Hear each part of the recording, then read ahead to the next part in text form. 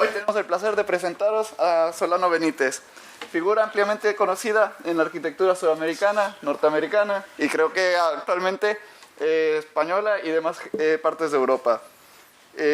Nos gustaría, primero, antes que nada, dar las gracias a la delegación de Coruña, del COAG, por brindarnos esta oportunidad de traer a Solano a la FEDSAC. Para nosotros es un gran honor. Solano Benítez es un arquitecto cuya obra usa los materiales no solo como materiales de construcción, los usa junto con la imaginación para generar, junto con esto, una arquitectura como una herramienta de construcción social. Y esta es mi breve introducción, así que os dejo con Solano Benítez y a disfrutar. Oye, gracias.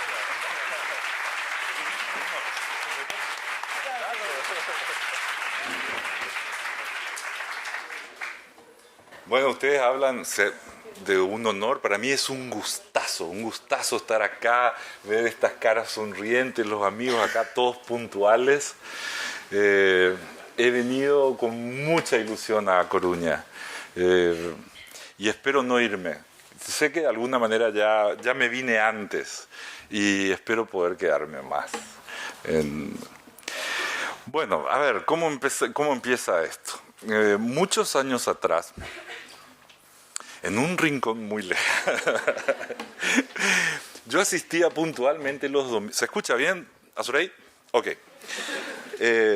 Yo asistía puntualmente con mi padre al ejercicio a sus prácticas religiosas. Los domingos íbamos siempre puntualmente y estábamos ahí desde muy chiquitos, sabíamos exactamente cómo se producía el ritual. Sabíamos exactamente cuándo era tiro libre, cuándo era offside, cuándo era corner, el motivo por el cual se hacía el penal.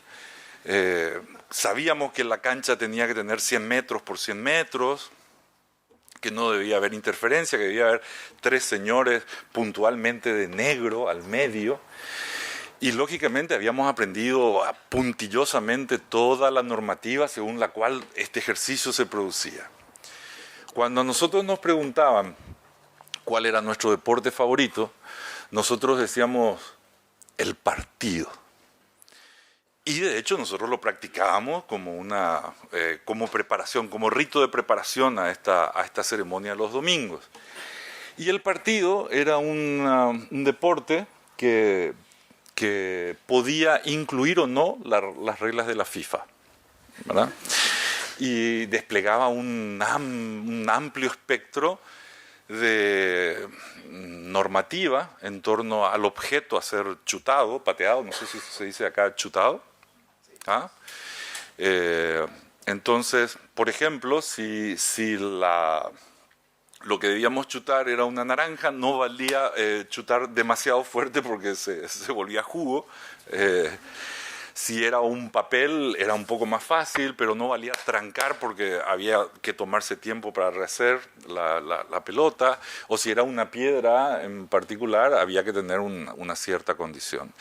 Entonces la pared podía valer, la rama era offside y las tejas eran fuera de juego siempre, ¿verdad? Y estas reglas podían aplicarse o no, de acuerdo a las circunstancias del partido. Podíamos jugar, por ejemplo, 8 contra 2, si los que eran 2 atacaban en bajada, ¿verdad? Y los que eran 8 iban para arriba. Si llovía mucho, la pata de rana era permitida, el snorkel ya era un tema así. Y podía llegar el caso de ir ganando 9-0 y se podía habilitar o no la regla del que mete gol gana. Nadie tenía relojes en esa época, por lo tanto siempre el cambio era en 5, pero a veces esta circunstancia también podía cambiar.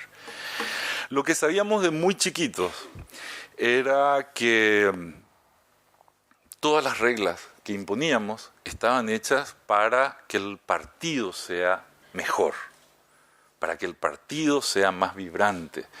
Toda la legislación que podíamos desarrollar era para hacer que el juego sea mejor. Y esto esto con una clarividencia absoluta, ¿verdad? A nadie se le ocurría deforestar 100 metros por 100 metros, porque eliminar tanta sombra era una locura. O nadie alcanzaba a tener 11 casacas iguales, es decir, que era camisados contra descamisados, lo normal, ¿verdad? Y ese tipo de reglas. Sin embargo, mucho tiempo después me enfrento con bueno, hagamos cosas, por algún azar. Decidí en algún momento entre medicina, ingeniería, abogacía, etcétera, etcétera. Ingresé con 17 años a la escuela y decidí en algún momento estudiar arquitectura. Me encontré con una cantidad de legislación que la tuvimos que aprender con mucho rigor, incluso de dónde venían, cómo históricamente era todo eso, etcétera. Y empecé a observar lo mismo que pasa con el resto de la sociedad, es decir, tenemos hoy una cantidad gigante de ordenanzas, leyes, códigos, normativas que cumplir y ejecutar y las tenemos que saber, pero no sé si la habitabilidad en el planeta es mejor. Tenemos muchas leyes, pero no sé si estamos cada vez más cerca de la justicia. Tenemos infinidad de remedios, pero la salud sigue siendo algo esquivo todavía para nosotros. Entonces, ante este marco que de alguna manera no nos permitía el ejercicio o que simplemente planteaba que el que quiera jugar necesita un campo de 100 por 100 metros, 11 casacas iguales, banco de suplentes, réferes, jueces de mesa, cronómetros, luces, etcétera, etcétera, cosas que era muy difícil para nosotros poder empezar comenzando. Simplemente teníamos que esperar a acumular la suficiente cantidad de tiempo, de dinero para poder practicar esto, el fútbol. Tuvimos que necesariamente olvidarnos del partido o no. Esto es lo que hicimos. A ver, yo vivo acá, bueno, no ahí, pero sí, ahí. Salen los dos lados, fantástico. ¿Me podés bajar las luces? ¿Podés prenderlas todas? Tampoco. No, eso sí. Se ve bien, porque yo voy a tratar de dibujar y espero que entonces las imágenes salgan mejor. Ok. Paraguay, en la voz de Augusto Roa Bastos, es una isla rodeada de tierra. Paraguay, por diferentes circunstancias, peleó durante el último siglo y medio contra Brasil, Argentina y Uruguay juntos, luego contra Bolivia, en guerras sucesivas, y es un sitio que ha ido perdiendo territorio en cada una de estas batallas, en cada una de estas guerras. Por lo tanto, entre estos países que son casi continentales, suelo decir que Paraguay es una parte del Brasil que nunca se enteró que quedaba en la Argentina. Pero esto no es cierto. Somos 21 naciones habitando un pequeño territorio. En particular, lo que ustedes están viendo en primer plano es el río Paraguay. Yendo para acá, a 1.300 kilómetros está Buenos Aires. Perdón, se me fue la... Y yendo para acá, para el otro lado, llegamos al corazón de América, a la Amazonía. Y acá estamos a una cota más 62 y por ende es una llanura impresionante, por ende el calor es increíble y también tenemos oleadas como las de ustedes, pero en este caso de mosquitos y de todo tipo de maravillas. Esta es una foto tomada en invierno, 45 grados, la gente no se muere, camina, se embarazan, etcétera, etcétera, hacen todo lo que tienen que hacer y este es el gabinete donde yo trabajo, soy el único representante del Consejo de Ancianos y me gusta mucho trabajar con gente joven en mi estudio. Nosotros aprendimos que la inteligencia era el vínculo común de todos los seres humanos y esto me encanta porque es una de las obras en este caso de Nancy. Nancy es la que nos mantiene ordenados, limpios, etcétera. Hace algunos años hubo una epidemia de dengue. ¿Saben lo que es el dengue? Sí, más o menos. El dengue es una enfermedad que se transmite por la picadura de un mosquito, el Aedes aegypti, viene de acá, un poquito más para el sur, y que es una enfermedad que se llama la rompehueso. O sea, te da unas fiebres, unos dolores impresionantes, y apareció una variedad que era peor, la del dengue hemorrágico. Por lo cual Nancy, si salía al patio a poner orden, etcétera, etcétera, podía morir. Si no lo hacía, no nos quería cobrar por un trabajo que no hacía, por lo tanto también la vida de su familia estaba en peligro. Un día entro a la oficina, siento un olor impresionante, claro, está usando especies aromáticas, palo santo que se usa para repeler, claro, habrá llenado la oficina de estas cosas, y empiezo a buscarlas y no encuentro ninguna, hasta que me fijo lo que estaba haciendo Nancy, y Nancy había inventado la escoba antidengue. Es decir, ella puso una espiral contra la escoba, la prendía, cuanto más barría, mejor humo producía, y esto hacía que ella esté absolutamente protegida con eso. Nancy por supuesto, ejerce lo que es un atributo humano esencial, que es pensar, inventar. No hay diferencia entre el hacer de Nancy y el de un investigador cualquiera, de laboratorio con microscopio y vestimentas blancas, o por ejemplo el accionar de un señor como este señor Portones. ¿Lo conocen? El señor Portones con el señor Trabajo desde hace un tiempo tienen una cierta disputa, porque el señor Portones cuando estaba en segundo curso de la facultad, quería juntar un televisor, que era una cosa así de grande, contra una máquina de escribir y una computadora que medía el tamaño de una habitación. El señor Portones, Gates, peleando con el señor Trabajo, Jobs, se pasó un año sin saber cómo hacer eso, hasta que al año siguiente sabía cómo conectar eso, y en función de encontrar la manera de accionar todo eso, cambió su vida y cambió el mundo. Y como estamos en una sociedad del conocimiento, se le ha premiado meticulosamente este genial invento, y este señor mueve hoy una economía superior a la mayoría de nuestros países, y es la constatación de que aquello fue increíble. Pero el señor Portones no inventó el abecedario, no inventó la electricidad, no inventó la máquina de escribir, no inventó el bulbo, no inventó la televisión, no inventó nada.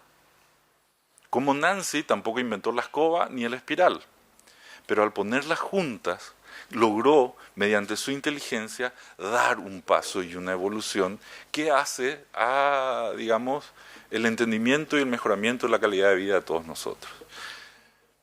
Gracias, Nancy. Bueno, nosotros habíamos ganado en aquella época unos $5,000, cosa que para nosotros era impresionante, estábamos empezando, y con $5,000 habíamos encontrado un terreno así muy arbolado, cercano al centro de Asunción, y decidimos construir ahí nuestra oficina. Teníamos dos opciones: podíamos comprar 2 computadoras, que es lo que costaba una IBM en aquella época, $2,000, $2,500, podíamos tener 2, ¿verdad? O construíamos la oficina. El problema es que el costo por metro cuadrado de oficina, las leyes del fútbol, lo que habíamos aprendido, en Paraguay estaba en el orden de los 300, para construcciones muy mínimas, entre comillas, de interés social, estaban en el orden de los $300 el metro cuadrado, $350 el metro cuadrado, y si nosotros queríamos construir 100 metros, teníamos que construir a $50 el metro cuadrado. Por lo cual teníamos que hacer todo lo que no sabíamos hacer, y teníamos que producir, o si no, teníamos que darnos la misma respuesta: vaya, junte más dinero, y cuando tenga una buena cantidad, con todo lo que yo sé y el refinamiento que ha alcanzado la disciplina, voy a poder hacerle algo de un buen gusto superlativo. Decidimos que esa era una respuesta estúpida, terrible, y lo que decidimos hacer entonces es empezar a construir con lo que teníamos, con lo que podíamos. Para hacer eso, lo que decidimos hacer fue reducir de entrada la cantidad de material, Por lo cual decidimos hacer la pared más breve posible, similar a un esquema como este. ¿Y qué le pasa? Que cuando le agregamos peso acá arriba, lo que aparece es la flexocompresión intentando por pandeo quebrar la estructura. Y si uno tiene una estructura como un muro, donde puedo dibujar para que se vea mejor acá, ¿se ve bien ahí? Un muro, en realidad cualquier abertura es un debilitamiento donde eso tiende a romperse. Lo peor que podríamos hacer es pensar que en el muro podíamos entonces poner una abertura central, porque eso es... Pero si en vez de pensar que la abertura central es solo un agujero, lo imaginamos como una viga central, lo que hacemos es reducir la altura de pandeo a 5 ladrillos arriba, a 5 ladrillos abajo, y con eso evitar que aparezca esta fuerza. El ladrillo es extraordinario a la compresión y tiene una capacidad impresionante. No así la inercia estructural. Por eso en cualquier manual, muy inteligentemente, está prohibido hacer esto. Y como todo lo prohibido es fantástico. Tiene una... ¿Esta es una escuela católica? No. Perdón, porque me hacen hablar en cada lado. Bueno, ok. Se entendió, ¿verdad? Ok, entonces trabajamos eso, trabajamos la posibilidad, por ejemplo, cuando teníamos, como esto lo íbamos a armar y íbamos a poner solamente una varilla para hacer que esa viga funcione, cuanto menos peso teníamos arriba, más podíamos agrandar, cuanto más peso teníamos arriba, evidentemente tenía que haber pilares más cercanos y todo ese tipo de reflexión que viene al entendimiento de cómo podía trabajar una estructura como esta.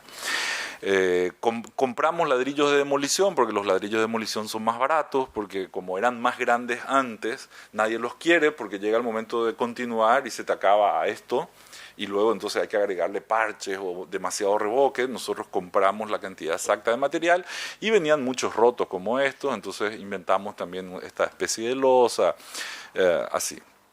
El interior, para poder acondicionarnos, no se nos ocurrió tirar un solo árbol, nos pusimos bajo todas las sombras y luego lo que hicimos fue poner madera de baja densidad ahí para poder acondicionar. Estamos hablando hace tanto tiempo, parece mentira que decisiones estúpidas que uno toma hace 30 años. Ay, sí, 20 y pico.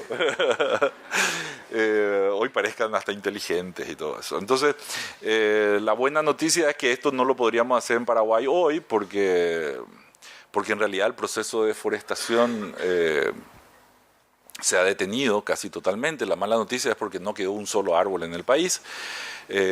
Pero usábamos madera de baja densidad en ese momento para aislarnos, reducimos las ventanas siempre a lo mínimo, el que está sentado trabajando ve el patio, luego todo es oscuridad para que los ordenadores funcionen mejor y así construimos esto. Cuando trabajamos, inicialmente lo que nos dimos cuenta es lo siguiente: poniendo un ladrillo así y los aparejos de esta manera, ¿se ve esto o no se ve? En relación a poner los ladrillos de esta otra manera, etcétera. Esta habilidad extraordinaria que tengo para poder dibujar con esto se debe al Messenger, ¿se acuerdan? Y algún amor que tenía por ahí que le mandaba corazones y qué sé yo. Para que no digan que soy tan viejo tampoco. O ya no existe más el Messenger. Bueno, entonces cuando poníamos los ladrillos así, una sola hilada de ladrillo equivalía a 2 o 3 en el otro sentido. La cantidad de argamasa que poníamos acá era mucho menor que la cantidad de argamasa que poníamos por acá, por lo cual el ahorro en material era significativo. Pero el problema, cuando íbamos al costo por metro cuadrado, veíamos que al albañil le costaba exactamente, nos ponía el mismo precio por ladrillos de canto que por ladrillos bien acostados. ¿Pero por qué? ¿Qué sé yo? Y lógico, porque el ladrillo puesto así se le tiende a caer, entonces es una obra que la hace mucho más lento. Produce igual cantidad de metros cuadrados porque tienen que estar equilibrando el ladrillo, porque el ladrillo tiende a caerse. Ya que el ladrillo tiende a caerse, lo que hicimos fue tirar los ladrillos al suelo, acostarlos todos al suelo y luego colar la mezcla acá, empezando a prefabricar piezas, paneles como estos, donde una vez que teníamos los paneles, comenzamos a imaginar cómo ir trabándolos en vertical para que la junta no tenga continuidad, es decir, por eso ven solo esta acá y no la que está acá y luego la otra acá, etcétera, y los armados, y cuando lo hacíamos un poco más inclinados, etcétera, le poníamos bulones y pasantes y cosas por el estilo que permitían atajar, digamos, todas estas nuevas mamposterías. La Unilever nos llamó a un concurso de precio y anteproyecto. Ellos tenían esta construcción, esta losa bastante grande acá, impermeabilizada con un techo así. Lo que nosotros, bueno, ganamos finalmente la propuesta. ¡Uy, Dios! Ganamos la propuesta. Era tan linda yo en otra época. Si se fijan en el suelo, ahí están nuestros grandes éxitos, todos rotos, ¿verdad? En realidad mi socio le está mirando al ingeniero que estaba por acá con un dolor de barriga impresionante porque ya habíamos ganado el concurso y estábamos inventando la manera de ejecutar aquello que habíamos intuido que podíamos hacer, cambiándole ya la escala a los paneles, pero lógicamente todo esto se nos rompía. Entonces, ¿qué hicimos? Sacamos el techo de aislación acá y el mismo techo lo usamos para ampliar, cosa que los otros se restringieron a trabajar por acá. Era una antigua fábrica que en realidad tenía que tener un techo acá, pero que ellos solamente habían adaptado esto. Haciendo eso, lo que decidimos hacer es darle inercia al panel prefabricado simplemente poniéndole otra vez otro ladrillo en el otro sentido, de tal forma a que la altura necesaria para que no se quiebre estaba acá. Como es una pared tan breve, ¿cómo vamos? No estoy yendo así porque la verdad tengo muchas cosas para mostrar. Me puedo relajar y puedo eliminar una gran cantidad de obras, o prefieren este ritmo así. Entonces ayúdenme, vamos a hacer como un concierto de heavy metal. Y hacen, si se entiende, hagan así, entonces yo voy cada vez más rápido, ¿sí? ¿Pueden hacer así? ¿Sí? Ok, vamos. Entonces con esa inercia pudimos levantar paneles más grandes y con esos paneles más grandes, bueno, acá esta es una muestra del calor paraguayo, un casco de seguridad y 3 sombreros. ¿Qué pasó? Algo le pasó. Ya, me quedé sin lápiz. ¿Alguien sabe cómo? ¿Ah? Sí, no, pero no. A ver. Ahí estaba. Rotulador. Ahí está. Un casco de seguridad arriba, 3 sombreros abajo, ¿verdad? La camisa tapando absolutamente todo a pesar de los 47 grados de calor. Una sonrisa impresionante. Y este hombre cantando El gato volador. Acá también pegó el gato volador. Era una maravilla, el gato volador. Hago como perro, hago como gato. ¿Se acuerdan del gato volador? No, era una maravilla el gato volador. Bueno, y con eso, y empezamos a fabricar todos estos prefabricados y desarrollamos Yo todos estos chistes ya los hice, ¿verdad? ¿Ustedes ya los escucharon? ¿No? ¿Voy bien de chiste esta vuelta? Ah, ok. Porque lo que menos quiero es aburrir a los amigos, qué sé yo, bueno. Entonces lo que hicimos fue pensar que con estos paneles podíamos construir casi como... Uy, aparte, ¿dónde está el que está haciendo el trabajo? Voy bien. ¿Sí? Voy bien, ok. Te estoy dando buena información. Entonces, empezamos a pensar que con estos paneles podíamos construir con la lógica de un puente. Cada parte soporta la siguiente y empezamos a imaginarnos como si fuese un lanzado, solo que hecho a partir de pequeñas estructuras, así. Entonces lo que se hacen primero son las horizontales, luego una vez que estas horizontales están sostenidas por todos estos puntales, nosotros vamos, una vez que madura esto, sacamos y acá vamos poniendo directamente todos los paneles y con eso vamos completando la obra. Unos 120 metros de allá hasta acá de brisoleil cerámico, porque fabricar sombra en mi país es una cuestión, debería ser constitucional. Y hecho con el material más económico, de mayor uso ahí. En realidad es un ladrillo, una especie de ladrillo blanco, de baja densidad. Es el que ahora ustedes dicen que es bueno, pero que en nuestro país, como se vende por unidad, se empezaron a achicar. Para que entren más había que aligerar, porque si no los camiones rompían.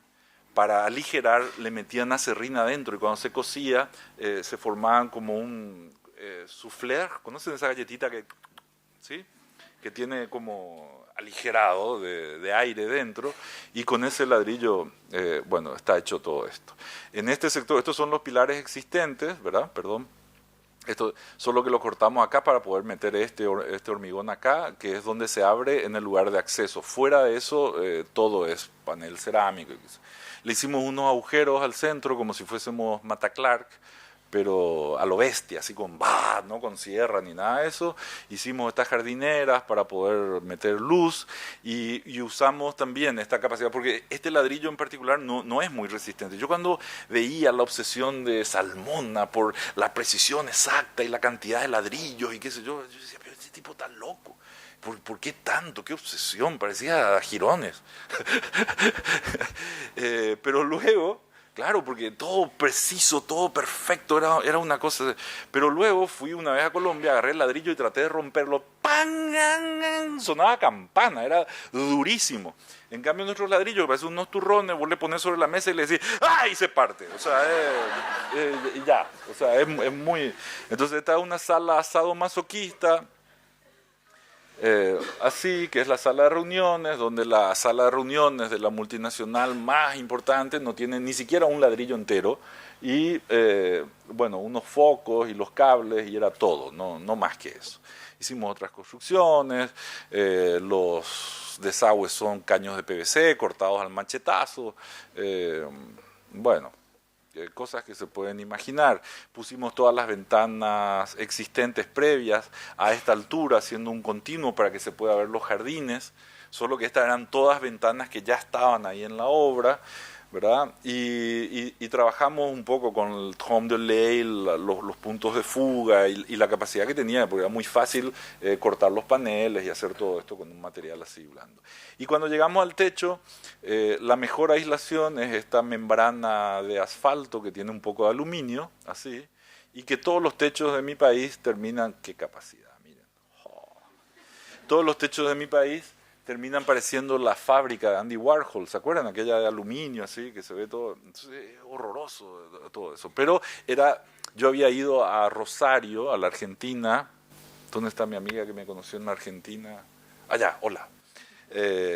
Y ahí subí a la terraza Álvaro Siza, en un descuido de la gente, y empecé a desarmar todo, como corresponde, y saqué todas las piedras y empecé a contar las capas, luego puse todo bien y tapé. Y había encontrado 8 niveles de capas, y eran 8 razones más para que gotee en mi país, ¿verdad?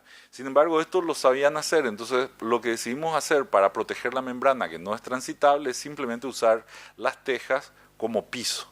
Entonces, como el sol pega, qué lindo sol pega acá, la teja hace sombra, deja pasar la ventilación, la pendiente ya está dada por la membrana, entonces nadie puede transitar por estos sitios. Hicimos los lugares para que la gente transite por acá, poniendo arena, apoyando sobre bolsitas, todo esto, y con los pallets y qué sé yo, hicimos este tipo de cosas. Esto está... a ver, la Unilever se está por mudar en 15 días, en 6 meses, por lo tanto vienen haciendo un contramantenimiento importante, así que no tengo idea, no me voy porque no quiero ni imaginarme cómo están estas cosas. Bueno, pero bueno, en apariencia todo está sostenido por esta suerte de paneles de 4 centímetros, pero si se fijan bien, recuerdan que esto era así. Luego, ven acá la huella del ladrillo, luego otro acá así, y luego este acá. Una vez que poníamos esto, le agregamos otros 2 ladrillos acá. Entonces, en realidad, la inercia en este sitio es de aproximadamente 12 más... 12 más 2 o 3 serían... 15 más 4, 17 centímetros de inercia central como pilar cada 60 o 70 centímetros. Por ende, nosotros vemos este exterior fantástico. vemos este exterior de 3 o 4, pero en realidad lo que está ocultando todo el tiempo es esta suerte de refuerzo en el panel. ¿Cómo vamos de tiempo? Uy, vuela. Bueno, nosotros somos 7 hermanos y todos fuimos creciendo. Y mi madre y mi padre alentaban que nos fuésemos emancipando y así nos fuimos casando todos. Y entonces mi madre finalmente pasó a vivir casi sola. Pero ocurrió algo terrible. La hermana de mi madre fue secuestrada, pagamos 2 veces el rescate y mi tía Estela desapareció. Mi tía Estela, ¿se acuerdan de la imagen del panel que estaba atajando cuando tenía el pelo largo? Al lado mío había un rubito así muy extraño para esas tierras. Él era mi primo hermano, su mamá y era mi socio también. Y entonces fue un evento así muy traumático para toda la familia y mi madre ya no quería vivir sola, entonces le pidió a una de mis hermanas que venga a vivir con ella. Y luego se iba a sumar mi único hermano inteligente, el que nunca se casó, a vivir en la casa. Entonces había que pensar una casa que pudiese tener los recuerdos y la vida de mi madre, de una familia grande, la familia y la vida de mi hermana y el matrimonio y sus 3 hijos, y mi hermano, el músico, el inteligente, que tenía ya también se había independizado, etcétera, etcétera. Y todo esto se junta en una sola casa que resulta en unos 700 metros cuadrados. Compramos un terreno al lado de la casa de otra hermana, entonces con más razón mi madre tiene 20 largos nietos, 27, 20, no sé cuánto.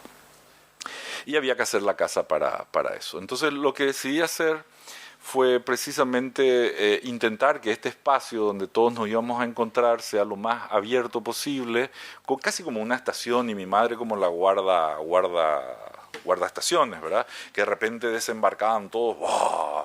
Y bueno, había que atenderles los fines de semana, luego todo el mundo se iba y el guarda iba a sus aposentos. Entonces, acá arriba estaba mi hermana y su familia, mi madre para este lado, y mi hermano el inteligente iría acá abajo.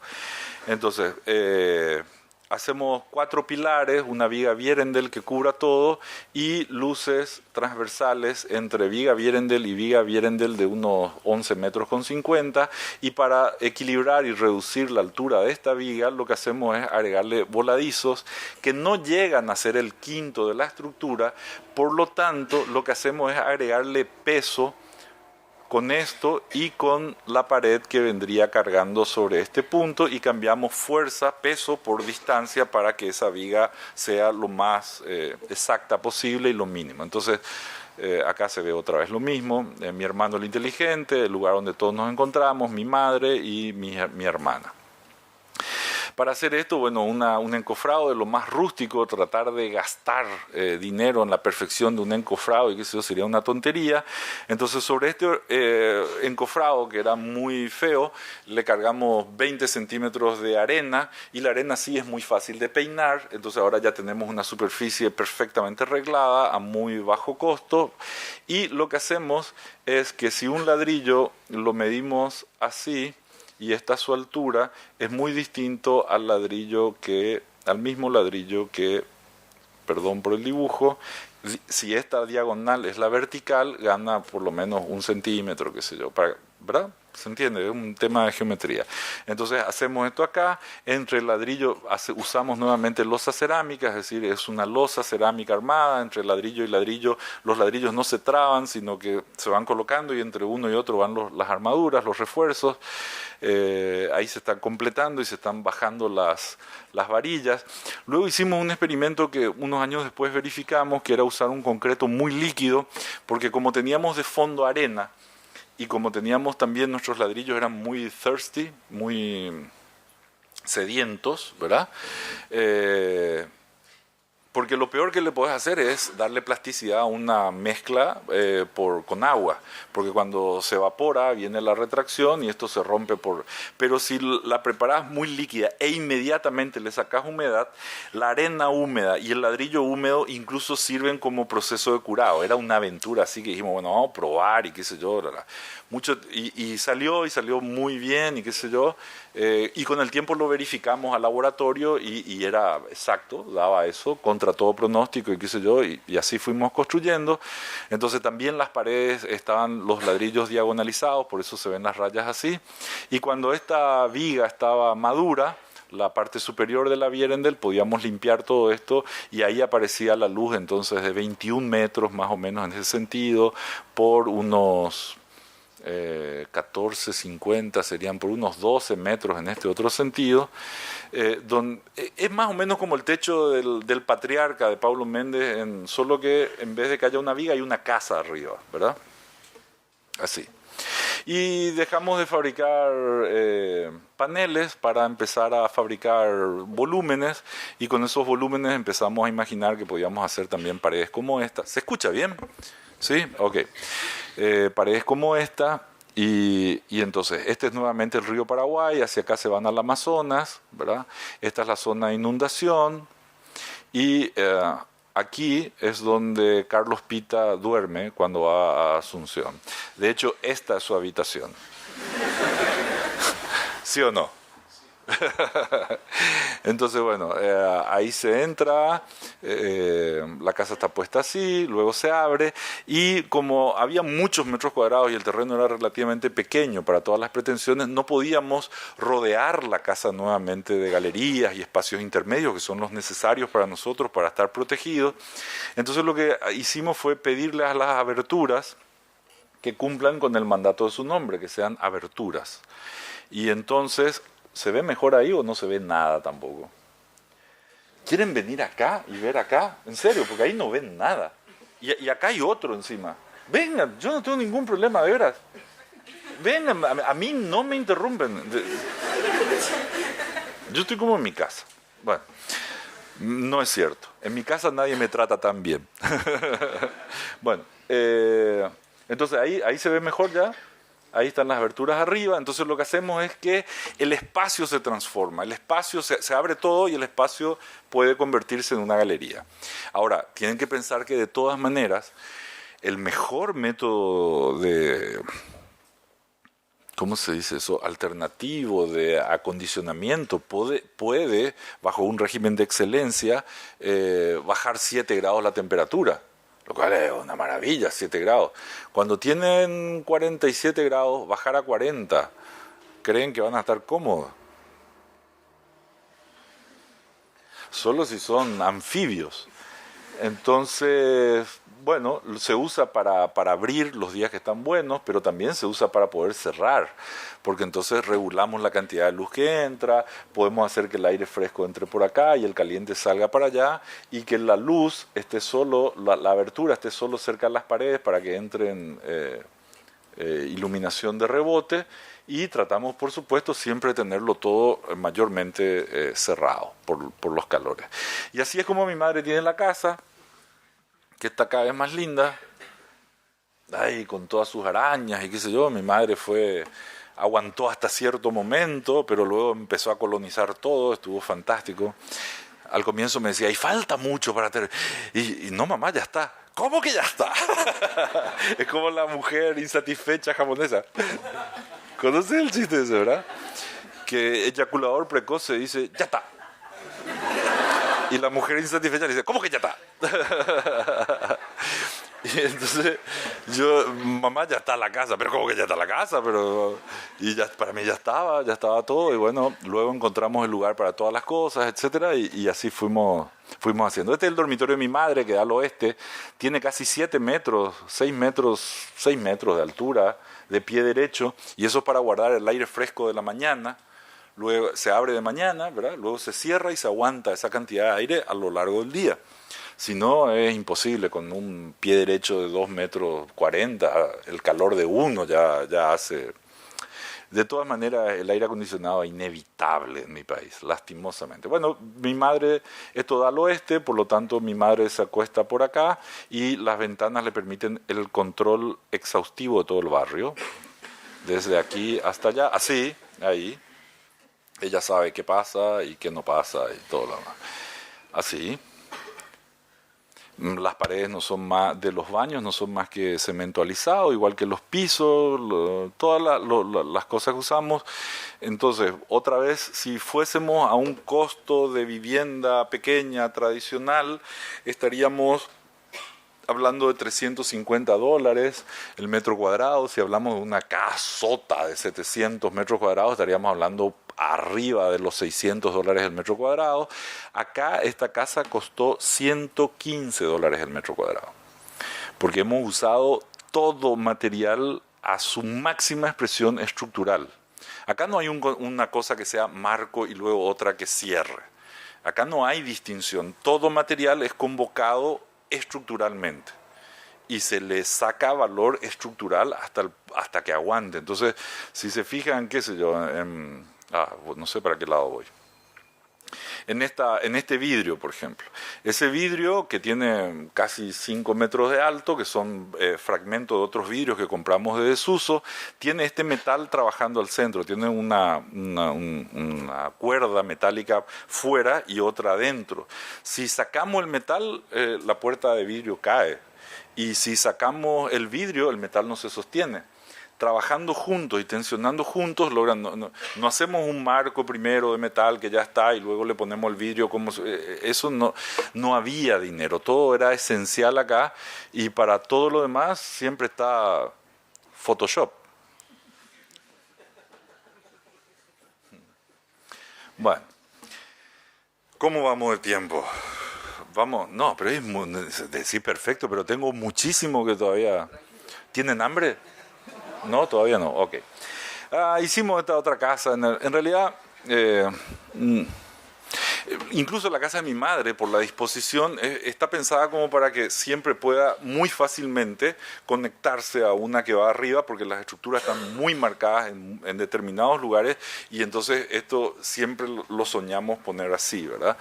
Pero esta casa era en una estancia, una casa muy oligarca, en un lugar donde ahora acciona el EPP, que es el Ejército del Pueblo Paraguayo, que es un grupo que reivindica por la violencia, la toma del poder, etc.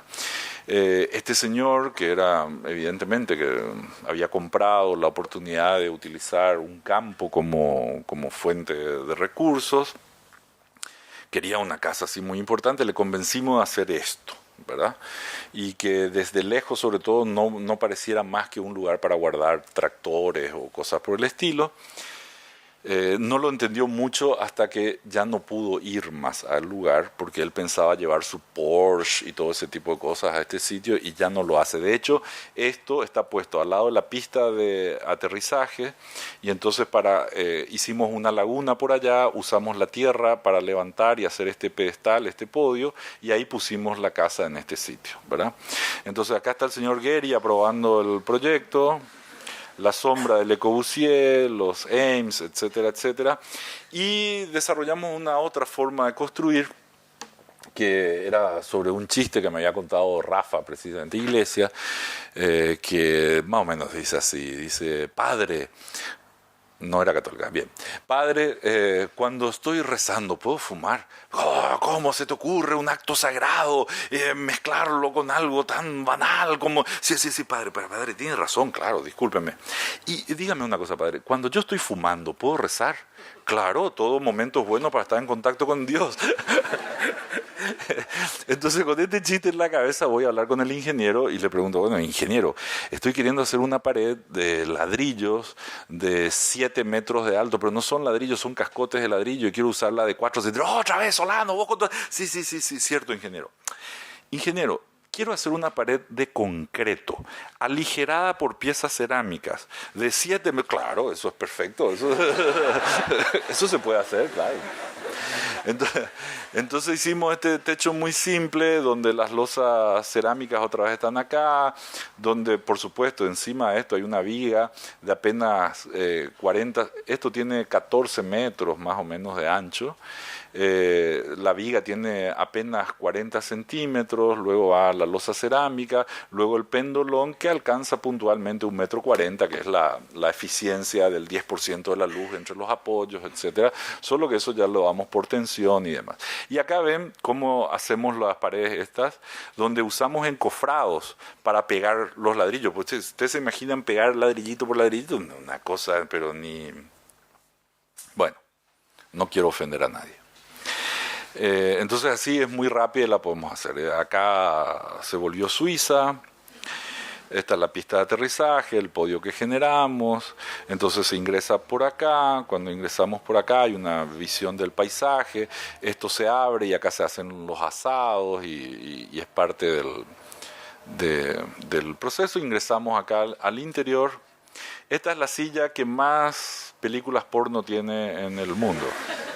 No sé si la conocen.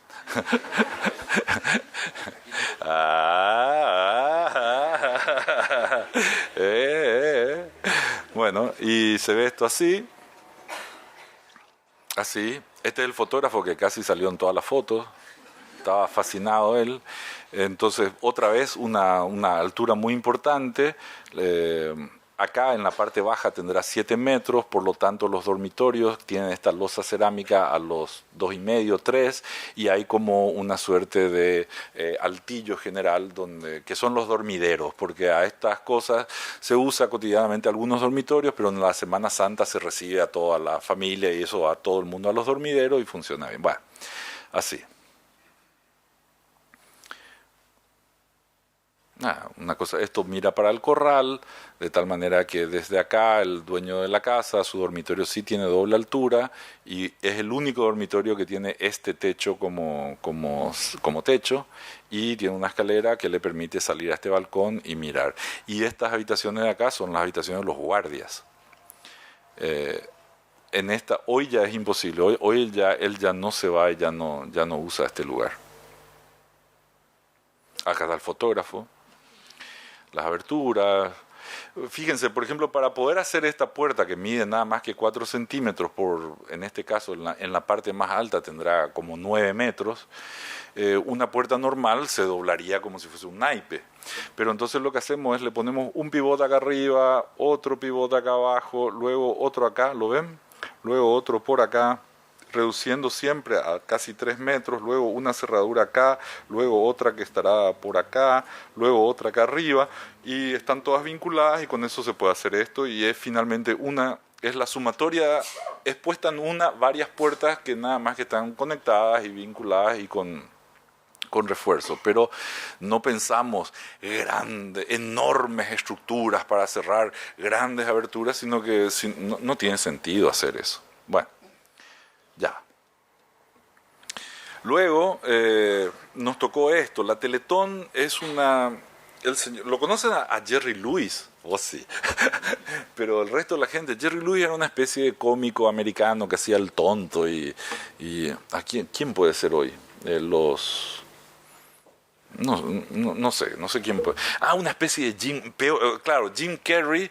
Trata de imitar en algunos aspectos a Jerry Lewis, pero era un señor que era amigo de Frank Sinatra y todo eso, y se le ocurrió un día, porque ya que somos todos famosos, y ¿por qué no nos divertimos y pasamos una noche tonteando y le pedimos a la gente que aporte y hagamos una maratón televisiva y recaudamos plata? Eso lo vio Don Francisco, un chileno, que era amigo también de Jerry Lewis, y lo lleva a Sudamérica y se le ocurre que podía vincular ese evento con la rehabilitación infantil, que era una causa espectacular. Entonces va la Teletón a Sudamérica y se hacen así maratones increíbles donde van todos los artistas, la gente aporta, etcétera, etcétera. Y estos fueron los inicios de la Teletón en Paraguay hace 30 años. Es decir, que hace 30 años en el país, un país que estaba todavía en plena dictadura, con todos los procesos de corrupción, sistemáticamente los administradores se encargaron luego, primero era todo muy lindo, espectacular, luego empezaron a robar la plata, a hacer desaparecer, la gente, y todo esto se venía abajo. Por lo tanto, este es un proyecto que colaboró y regaló un chileno, por tanto la estructura es totalmente antisísmica, tiene pilares cada 3 metros en un lugar donde imposible que haya sismo porque no hay sismo. Pero era lo que tenían y estaban en esta condición, con agujeros en las chapas, con humedad en las paredes, con mucho deterioro. Bueno, a nosotros nos piden hacernos cargo, cuando me dicen, Solano, queremos darte una clínica de rehabilitación, y qué sé yo, feliz de la vida, y somos de la Teletón, no hay otro, por Dios, era... Y me dicen algo peor, me dicen, no solo necesitamos un proyecto tuyo, sino necesitamos contarle a la gente que vos estás en el proceso. Y yo digo, bueno, para algo debe servir esta tontería de... Bueno, dale, vamos, hagamos. Entonces, cada ladrillo de todo lo que se hizo ahí, por más que sea muy feo, ineficiente, etcétera, etcétera, fue fruto de una donación. Entonces no podíamos pensar que una cosa como esa simplemente la íbamos a readecuar y los materiales que salían de las readecuaciones lo tirábamos y usábamos como relleno. Ese era un destino muy poco digno para todo esto.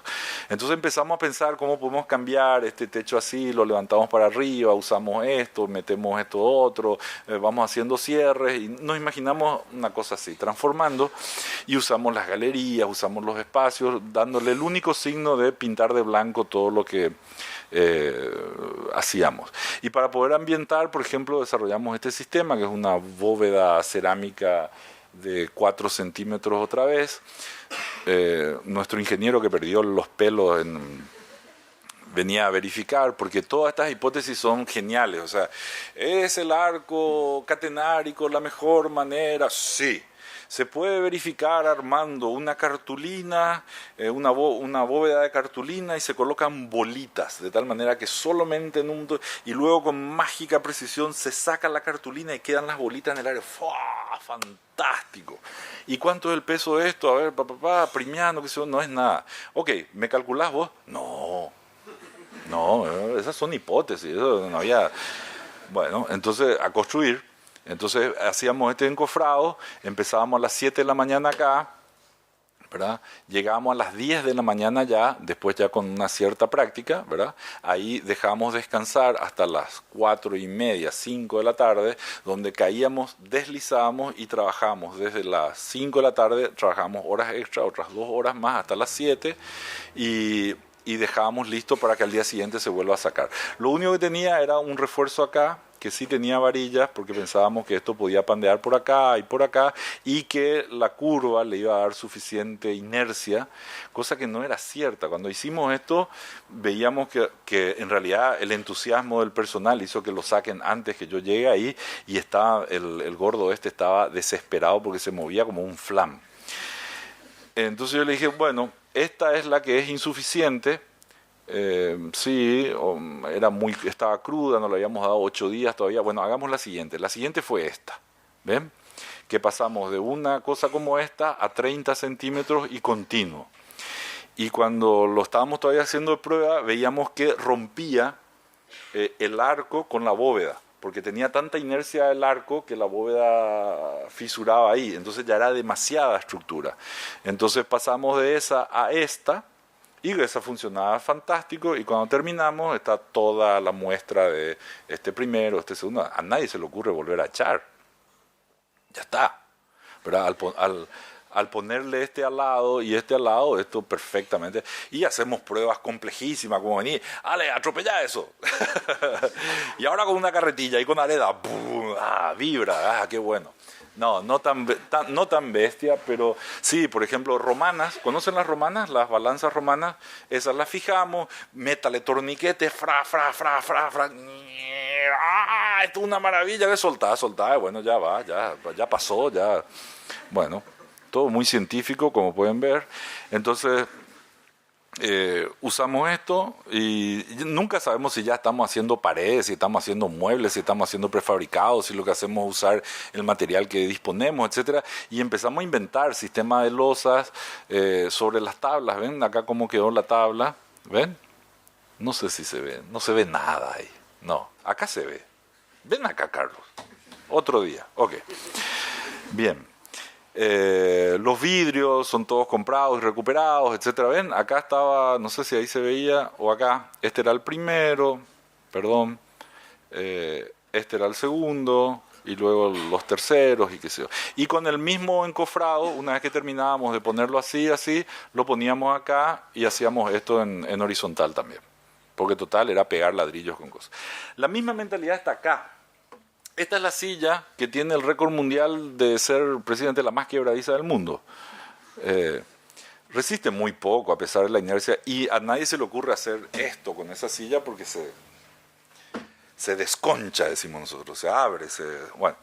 Entonces lo que hicimos para que sea más cómoda es cortarle las patas para que vayan más para atrás, para que tengan comodidad, y la parte de abajo que le sacamos le volvemos a clavar acá y acá, como refuerzo. Entonces convertimos esto en unos sillones mucho más confortables, llevados para atrás, utilizando siempre el mismo tipo de silla, y la silla plástica tradicional. Este es mi amigo Super Pitu, Pingüino, en realidad, perdón, Pingüino, eso era un pasante chileno que teníamos nosotros, que tenía 1,13 m por ahí. Y acá pone cara de Hércules, ¿verdad? Y ya que decidimos no hacer más paneles y empezar a hacer cajas, nos imaginamos que podíamos hacer esto. Acá atrás pueden ver ya todos los prefabricados que están esperando. Y con eso empezamos a poner contra un encofrado, triángulo, triángulo, y la armadura en el medio. Este señor sí trabajó con Dieste, es un ingeniero paraguayo, y con eso hicimos esto, así, hicimos esto, y también trabajamos lo más lógico es ponerle una pirámide a cualquier construcción para poder sacar las aguas. La misma pirámide usamos, solo que al revés. Juntamos las aguas en un solo sitio. Acá están empezando a poner, es una cerámica armada nuevamente. En realidad hasta por acá tiene un concreto, o sea, esto se usó de base, ¿verdad?, hasta por acá, luego se le cargó un concreto hasta por acá, y luego ya trabajaba solo la cerámica porque en ese sitio no alcanzaba la capacidad.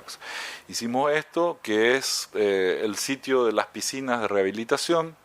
Otra vez, o sea, se imaginan lo que es hacer una pared y de canto. Y si no lo vamos a tirar al suelo, pongamos contra encofrado.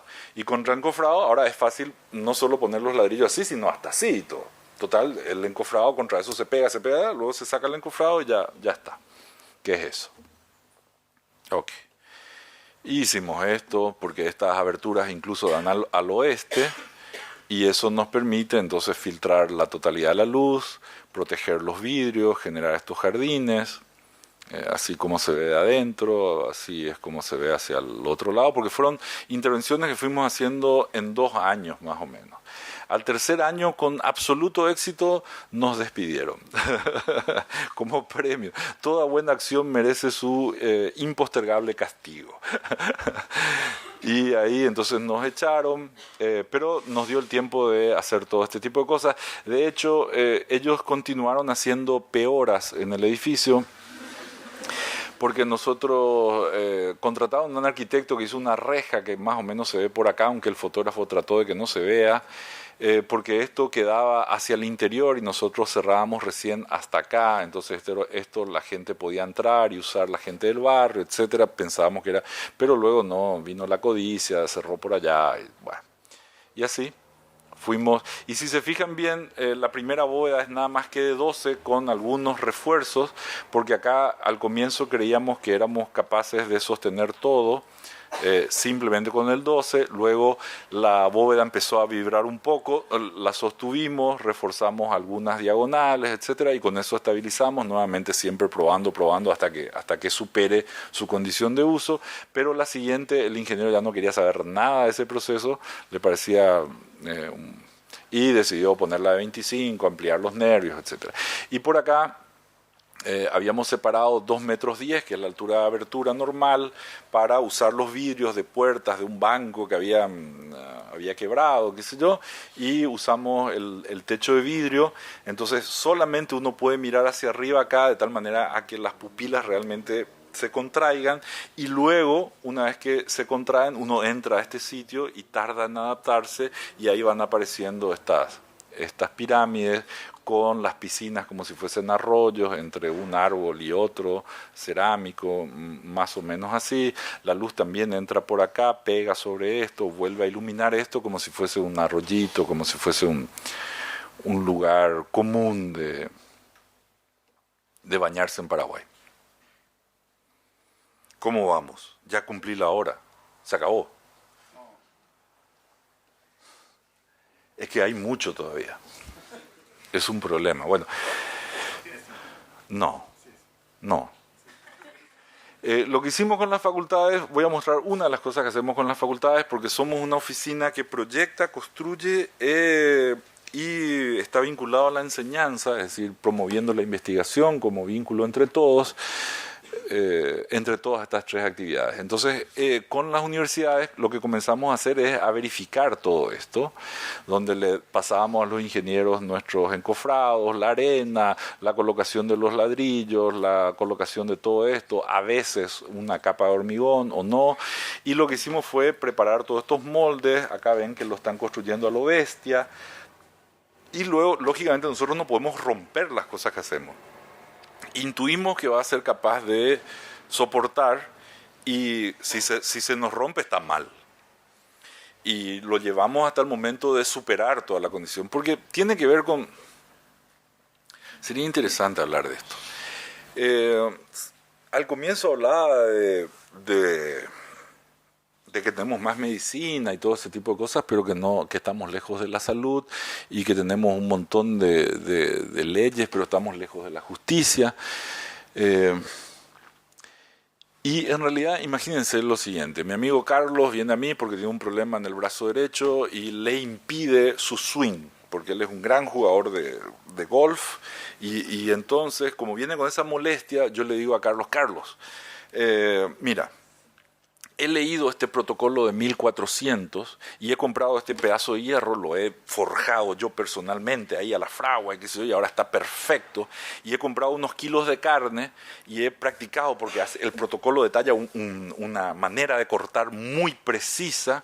Y acá está esta bebida espirituosa como la que te traje, de tal manera que vos te anestesiás y yo te reparo en condiciones eso que... ¿Te entregas a mí, Carlos? Yo te creo. Pero si no fuese Carlos, me demandaría, ¿verdad?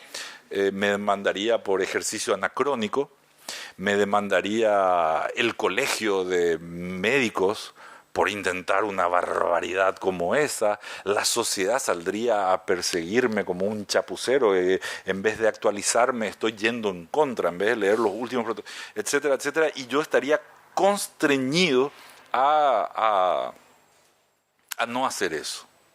En contrapartida, yo soy un médico muy progresista, entonces tengo esta azulita, no te entusiasmes, que hace maravillas, no te entusiasmes, que si tú tomas esta píldora por una cierta cantidad de tiempo, el problema está probado por el Board americano y fue probada en 7.000 especies similares biológicas difusas, así que si tú la tomas, yo te la doy y ya está. Si yo le doy esta pastilla a Carlos, como en realidad cada uno es como es y es del lugar que almorzamos ayer, esa cosa, ese pedazo de mar, Percebes. Como este señor desayuna Percebes las 24, todos los 365 días del año y luego bebe vino blanco en jarra y entonces su condición anatómica es radicalmente distinta a la de un paraguayo que se levanta y sigue una dieta vegetariana exclusiva, es decir, que toma tereré y tabaco todo el día, ¿verdad? Por lo tanto, yo cuando le doy esta píldora, yo no sé qué demonios le va a pasar. Porque las 7.000 especies similares biológicas difusas son mono, rana, sapo, alguna cucaracha, etcétera, etcétera. Y él no es ni mono, ni rana, ni cucaracha, y encima es un gentilicio de Galicia, un gallego. ¿Tomarías esta píldora? No, este es del otro protocolo. ¿Tomarías esta píldora? Y todo el mundo diría que sí, por supuesto, claro, antes de reflexionar sobre esto. Pero te podría dar cualquier cosa. Y si eres alérgico, y si eres esto, y si eres lo otro. Entonces en mi entrenamiento como médico, a mí me entrenaron para que yo verifique ciertas cosas. Si se te dilatan las pupilas, si tienes palpitaciones, si sudas, si deliras, si tienes secreciones de oreja, te produce flatulencias, si te chorrea la hemorroide, ¿qué más puedo decir asqueroso así? Etcétera, etcétera, ¿verdad? Y de acuerdo a eso puedo analizar su sangre y ver cuáles valores se consideran que son sanos y si esos valores están mal, entonces los modifico, etcétera, etcétera. Y entonces sí, yo le puedo dar esto porque yo tengo el entrenamiento para controlar eso. Si yo soy un arquitecto, yo aprendo protocolos del 1600 y de 1300 y nadie me entrenó para que yo le pueda preguntar a la pared si tiene fiebre, si delira, si está a punto de fisuración, si tiene calambres, si su tipo de mezcla no es lo suficientemente buena y entonces le puedo adicionar. Yo ese entrenamiento no tengo, es más, he banalizado la enseñanza a tal punto que lo único que hemos guardado es el hecho de la condición según la cual yo te paso la pastilla y a ver si esto es elegante de stopping o de tal cosa, porque lo único que yo puedo hacer es un protocolo anacrónico, ¿verdad? Incluso lo más sofisticado que yo tengo no tiene que ver con el desarrollo científico de nuestras posibilidades, sino que tiene que ver con cómo sujeto una extravagancia estúpida, que es que esto en vez de ser así, ahora es así, ¿verdad? Porque sí, porque me gusta, y punto. Entonces genero hectáreas de arquitectos descerebrados que no saben cómo preguntarle a una pared si va a aguantar, si es suficiente, si podría ser de otra manera, si puede ser más gentil, si es capaz de, si averigua y maneja todos sus recursos, etcétera, etcétera. Entonces tengo mucha información acerca de la forma, extraordinaria o entrenamiento acerca de cómo la percepción y el uso de un material provoca en mí una atmósfera o alguna, pobrecito señor también, o un grado, lo que yo hago refiere a un grado de erudición, porque la trama anterior con lo nuevo y no sé, y estos gestos que tengo para poder y nadie puede ser hoy, o sea, la erudición es una imbecilidad en nuestro tiempo, porque nadie puede ser más erudito que John Google. John Google sabe todo. Incluso lo que no se imaginan, el señor Google lo sabe. Por lo tanto, es hora de recuperar el sentido y nuestra condición social, el entendimiento que si el mínimo... Y ya se dan cuenta que estoy cerrando, ¿verdad? Para no mostrar más nada. Entender que según la voz de Sloterdijk, si yo entiendo que el mínimo humano es 2, menos de 2 me hominidizo. Todo es materia. Las moléculas no saben. Yo soy materia, y materia viviente, como todo es materia y como hay mucha materia viviente por ahí. Pero soy materia viviente y humana. ¿Qué significa esto? Que soy la materia viviente que como mínimo entiendo que yo soy. Y que para que yo esté bien, necesito hacer que esté bien. Y que como no tengo capacidad de adaptación, porque soy tal vez de la materia viviente la menos capaz de transformarse, necesito transformar mi entorno para que mi vida ocurra. Si las transformaciones que hago son buenas, mi vida florece, crezco, me expando. Si las transformaciones que hago de mi entorno son malas, me enfermo, me achico y podría hasta morir.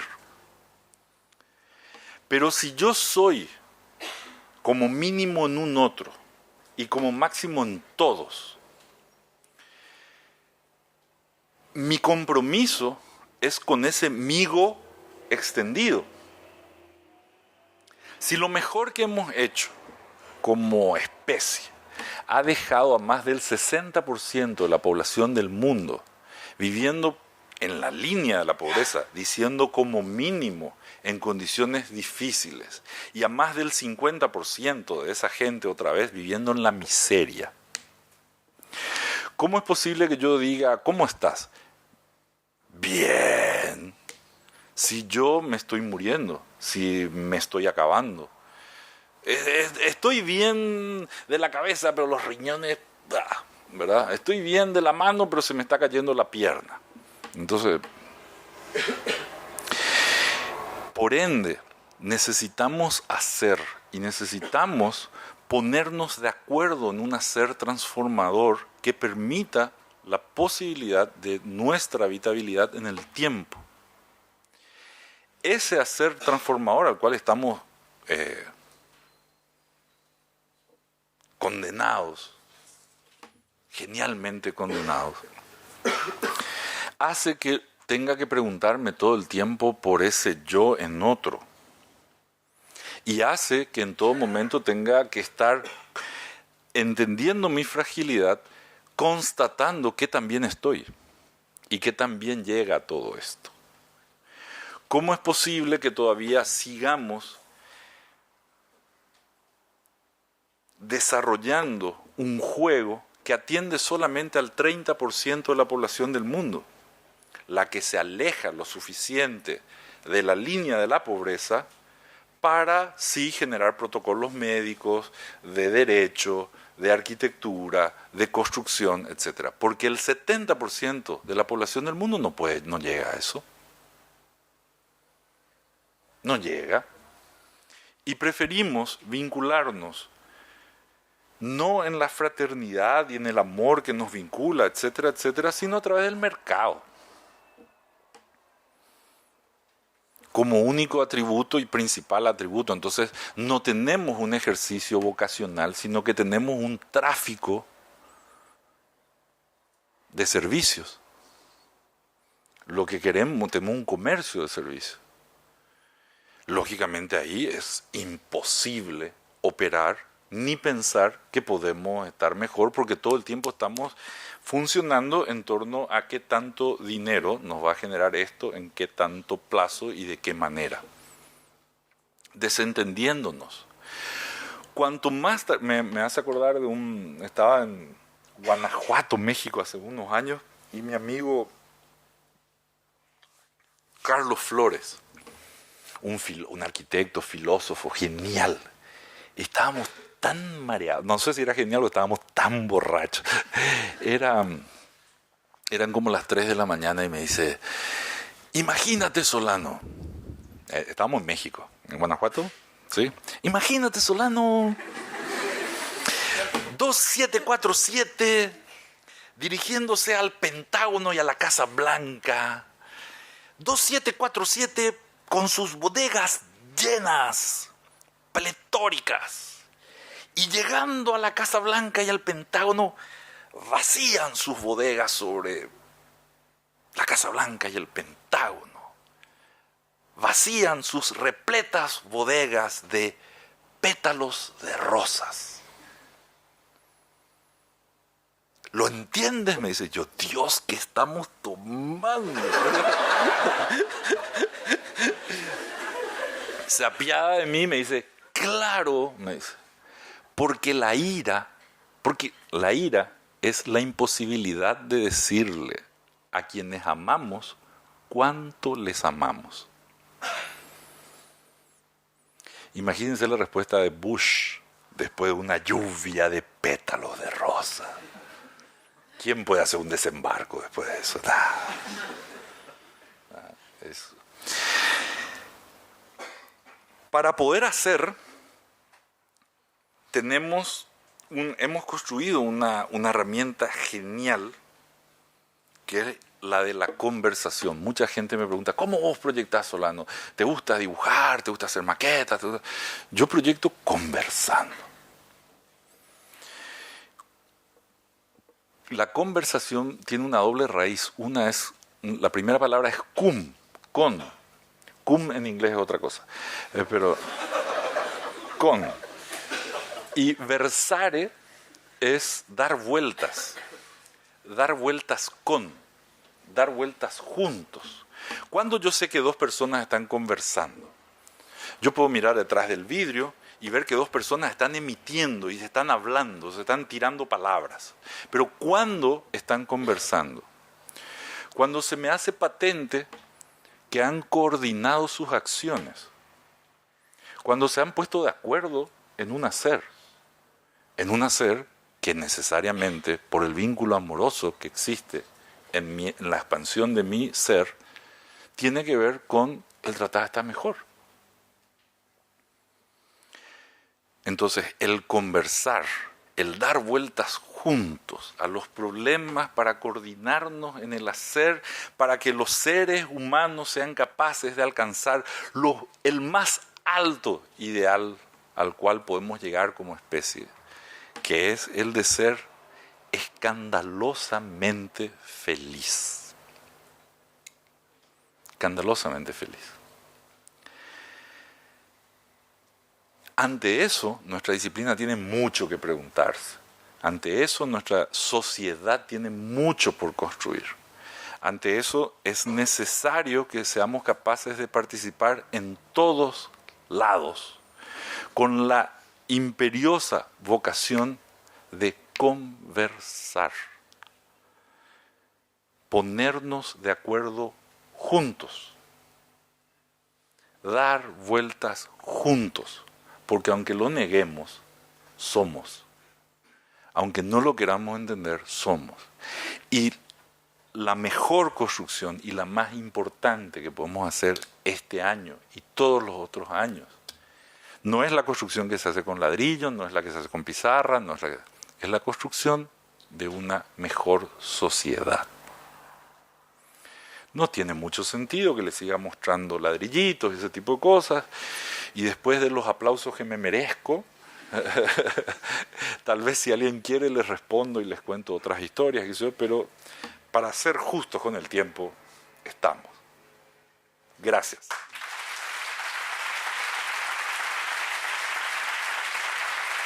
¡Salud!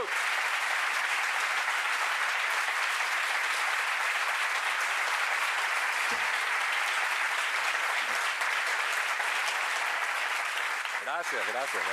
No hace falta, Me van a descomponer, me van a arruinar, me voy a creer así, Siempre digo que me gustaría tener tantas novias como mi mujer creía que tenía, tanto dinero como mis hijos creen que tengo, y ser tan lindo como mi madre cree que soy.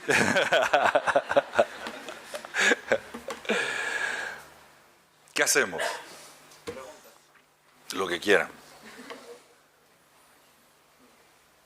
Bueno, preguntan...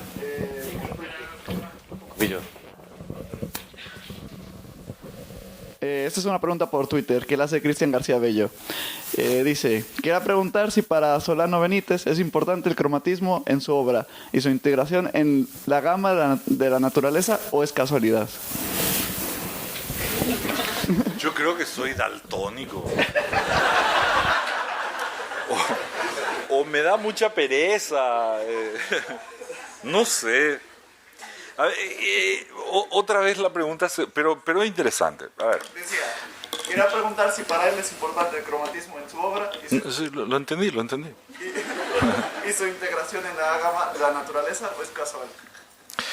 A ver, cuando otra vez centramos la pregunta en el atributo plástico, necesariamente hablamos de la importancia y preponderancia. El hacer tiene una consecuencia, ¿verdad? Y esa consecuencia, en nuestro caso principalmente, tiene un hacer uno, tal vez el no más importante, tiene una consecuencia física, un espacio, ¿verdad? Pero entonces, ¿cómo buscar la trascendencia o cómo buscar una genuina voz que te permita en el mundo hacer una aportación o una contestación y tal vez buscando así con desesperación en los diccionarios el significado de la palabra arte, que está muy, muy expandido. Tal vez la definición más breve sea: ¿hacia dónde está el que me preguntó? Para mirar hacia ahí. En la cámara.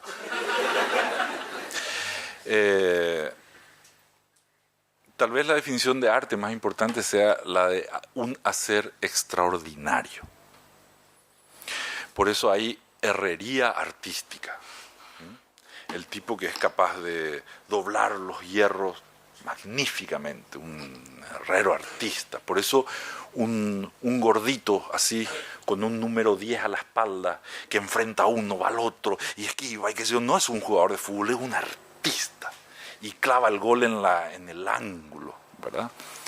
Y luego suplanta el 10 por Dios, ¿verdad?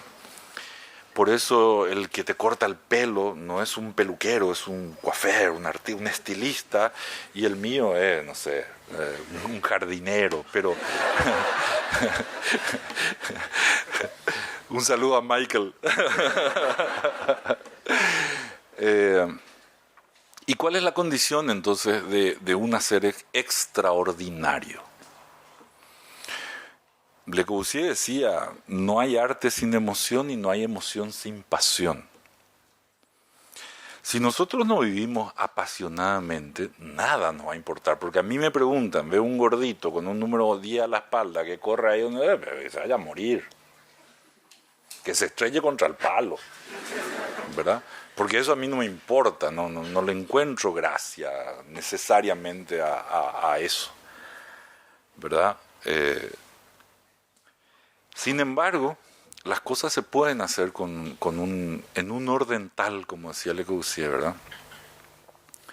Decía: utilizas la piedra, la madera, el metal, y con esos materiales levantas casas y palacios. Eso es construcción, el ingenio trabaja. Gracias les doy, como les doy las gracias a los ingenieros de los teléfonos o de los ferrocarriles, pero no han tocado mi corazón.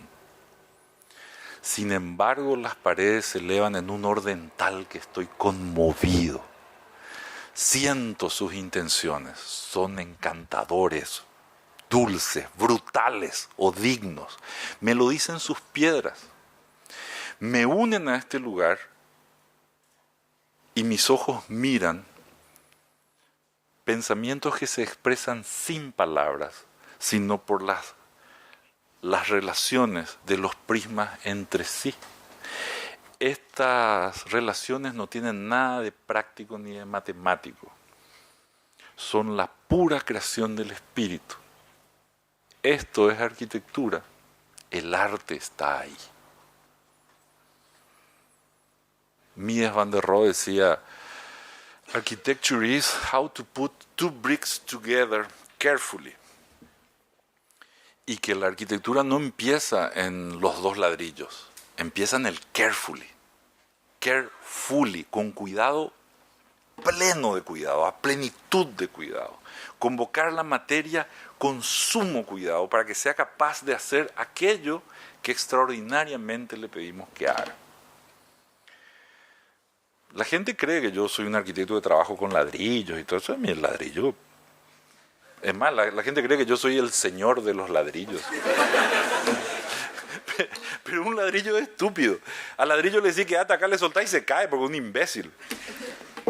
Sin embargo, la condición del hombre es capaz de sostener esta materia acá, ¿verdad? Y es capaz de transformar la materia en un monumento que sea capaz de transmitir el drama de las piedras, de las relaciones, del qué, del cómo, del por qué, y del entendimiento más profundo de que todo eso está hecho para protegernos. Fuera de ese ámbito, claro que haciéndolo de esta manera o de esta otra manera, aparece la emoción. Si nosotros no estamos emocionados, nosotros podemos emocionarnos porque, mira esa cascada y el agüita que cae, qué sé yo, pero vos abrís la canilla y sale agua corriente y nadie se pone a llorar. ¿Ustedes se imaginan todo el trabajo que hubo que hacer para que el agua salga por ahí y justa y se detenga y a la temperatura que nosotros queremos? Y en la oscuridad de la noche, cuando se escucha el rugido del oso y somos capaces de... ¡plac! No era nada, era mi marido. ¿Verdad? No voy a hacer otros ruidos, no hace falta. Y nadie se emociona con todo eso. Pero esos son seres extraordinarios que lógicamente en su momento han significado un punto de crecimiento y de avance y de transformación a lo que somos en el tiempo y en el mundo. Y que tal vez hoy nos esté matando de éxito, como dice, ¿verdad? Y que tal vez hoy, con más razón, para poder ser y llevar una vida escandalosamente feliz, donde alcance la posibilidad del bienestar a todos, tal vez sea hora de deshacernos de esos haceres y comenzar a convocar otros que nos permitan cambiar.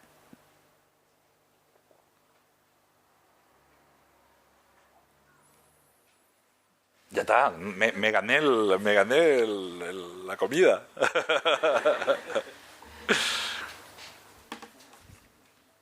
Pregunten lo que quieran que yo voy a contestar lo que se me ocurre. No.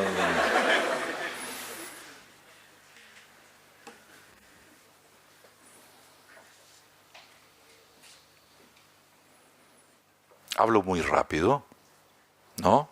¿Se entiende lo que digo?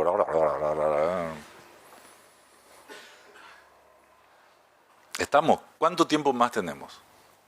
Ahora sí, les muestro lo último que estoy haciendo porque voy a hacer un salto, ¿sí? Y vamos a pasar todo esto, porque si no es imposible. Me encantaría mostrarles este proyecto, pero tengo siempre dos opciones, o hablo menos o les explico más, pero vamos a pasar todo esto. Que son proyectos que hago con alumnos, que hacemos entre todos, etcétera, etcétera. Bueno, para explicarles más o menos el momento actual, otra vez este es mi amigo Pingüino, ¿se acuerdan de todo esto que les conté hace un ratito? Lo que habíamos hecho, y cuando hicimos esto y esta primera estructura se movía, el ingeniero paseaba, se supone que hora y media era, ¿verdad? Tengo 5 minutos para cerrar, ¿sí? ¿Está bien? Un poco más, bueno. El ingeniero se paseaba y me decía, no, Solano, lo que pasa es que esto no funciona como una estructura laminar, qué sé yo, funciona como una... No está funcionando así, funciona como una estructura de barra, y porque esto es complicado. Y yo decía, sí, maricón. Uy, siempre digo esas cosas horrorosas. Perdón a todos mis amados representantes del Pink Power. Bueno, entonces con esas estructuras y esas cosas, lógicamente a partir de los triángulos empezamos a reforzar e imaginar cómo podían funcionar también como vigas, usar los refuerzos, es decir, lo que fue catastrófico en el otro y dificultoso, ahora ya son condiciones de partida según la cual vamos a estar trabajando y utilizando estas condiciones para soportar esta nueva obra que tendrá como 12 metros de alto y hará metástasis porque ahora ya es... estructura horizontal, ya es estructura vertical, etcétera, etcétera. Pensando en estas estructuras, que es algo que siempre me da por la cabeza, y solo para que ustedes piensen, porque he recorrido algunas ciudades acá en España y tienen mucha pasión hacia algunos muy célebres arquitectos. En este caso, este arquitecto es el arquitecto Koolhaas y esto es el Educatorium de Utrecht. Y si se fijan acá hay una pilarización común y fíjense entre este pilar y este pilar todo lo que es de estructura acá. Y sin embargo acá en el lugar del auditorio, que es una luz mucho mayor necesariamente, nada más que esto es la losa de hormigón, y hay un ahorro impresionante. ¿Y cómo hizo este señor, este buen señor, todo eso? Acá la curva está contando que es, lógicamente, este señor se sacó las tripas, puso afuera y sacó toda la tensión abajo y dejó solo la losa de compresión arriba y con todos los intestinos abajo. Ahora, ataja eso y es increíble. Y son 21 butacas de un lado para otro, o sea que serán 22 metros libres con todo. Este señor es una maravilla. Sí, hay que darle el Pritzker, es cierto, se lo ganó después y qué sé yo, genial. Me parecía muy justo en el momento que yo estudiaba con pasión todo esto, ¿verdad? Pero existen otros haceres. Este señor se llama Heberto Castillo. Heberto Castillo es un... ¿Tú lo conoces, Heberto Castillo? Si no lo conoces, lo conoces.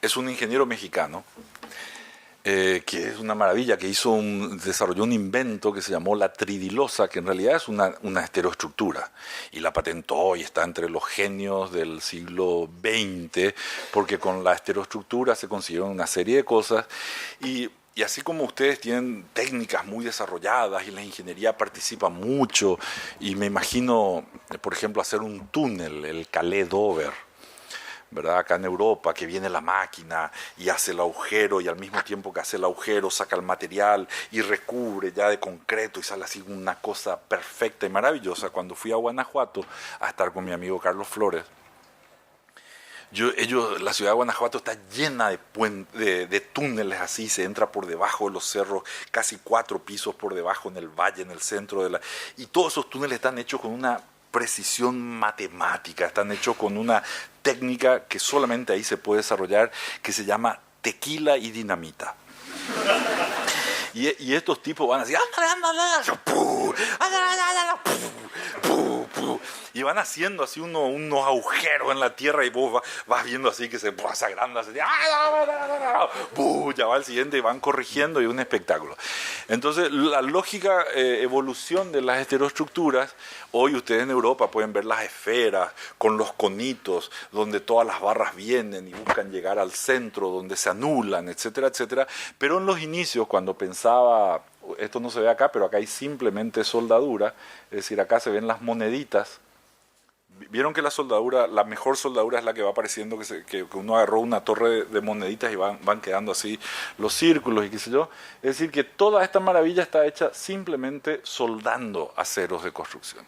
¿Y qué es lo que hacía este señor con la tridilosa? Hacía cosas como esta. Y las 20 sillas de Coljas serán de acá a acá. No más que esto. Entonces a ese señor hay que sacarle el Pritzker y hacerle, qué sé yo. ¿Ah? Y entonces esto es una maravilla, porque fíjense lo que puede hacer este tipo de construcciones, incluso puede usar una losa de compresión arriba y utilizar todavía la tensión por debajo, metiendo lucernarios, o los brasileros usan una losa y otra y vigas en el medio, dejando encofrado perdido. Acá no hace falta porque vincula a través de estos sistemas una losa muy reducida superior y otra inferior, y por acá puede funcionar de distinta manera, y como es zona sísmica, los marcos los desarrolla hormigón y luego al centro otra vez. Lo hace así. Mis respetos y mi amor fraterno a don Heberto Castillo. Básicamente lo que hace es una estereoestructura. Entonces, donde hay solo tensión, se necesita una planchuela, y donde va a haber compresión necesita un poco más de volumen, hace un cilindro y siempre los nudos son los sectores complicados, ¿verdad? Por eso Penguin queda mejor ahí. Tenía esto.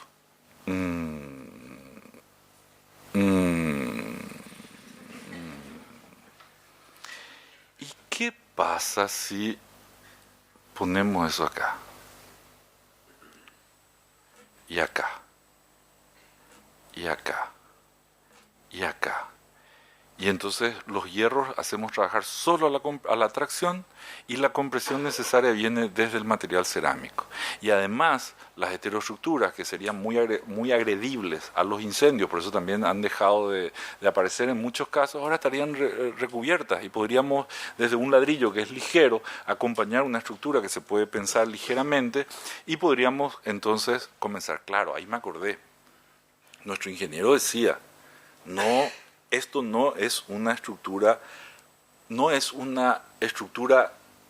unilaminar aligerada. Esta es una estructura de barras. Y si es una estructura de barras, ¿por qué tendríamos que hacerlo laminarmente? ¿Por qué no lo podemos hacer espacialmente?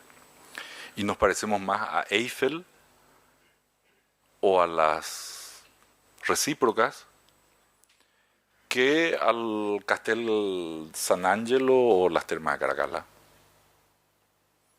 Y podemos empezar a imaginar que con la propia cerámica y podemos hacer proyectos como estos, donde estas no son paredes, sino que son casi andamios de estereoestructura de ladrillo. Esta es una fábrica de ladrillo que estamos proyectando en Perú, donde hacemos metástasis, paredes, techos, todo. Tratamos de hacer todo de la misma manera y qué sé yo. Y son refuncionalizaciones de estructuras que son previas, pero que imaginamos que podemos hacerlas trabajar así. O directamente esto, o sea, yo detesto los O-renders, ¿verdad? Y en realidad lo que hacemos es maquetar hasta ahí, pero estas podrían ser estaciones de servicio también de ladrillo, solamente con estereoestructuras superpuestas que van ganando inercia y que van... De hecho, este es un parque logístico para un sector industrial que se está inaugurando, pero que ya murió como proyecto, pero eran las hipótesis que estábamos trabajando. O esto que sí está por construirse ahora, que nuevamente son unas heteroestructuras que permiten una nave industrial de unos 100 metros por 21 más o menos, y que acá atrás desciende y que tiene una vista a un parquecito, etcétera, etcétera. Así, entonces acá están las oficinas y acá estarán que en realidad es una fábrica de carteles, de estos carteles gigantes, de las gigantografías, los que se plotean de fotos y que puede ser cualquier cosa, un candidato político, una cerveza, un cigarrillo, lo que sea. Entonces, una vez que terminamos toda la estereoestructura de ladrillo, así, lo que hacemos es esto.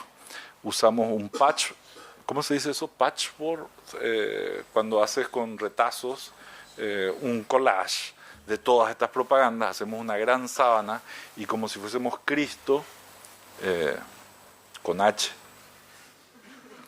envolvemos otra vez todo esto y entonces esto va a estar desde dentro, la luz va a pasar a través de la propaganda, va a invertir el proceso, ahora va a servir para tamizar y filtrar la luz y la estereoestructura es de ladrillo y la gente va a estar trabajando ahí abajo. Así. ¿Les muestro esto o no hace falta? Esta es muy conocida ya.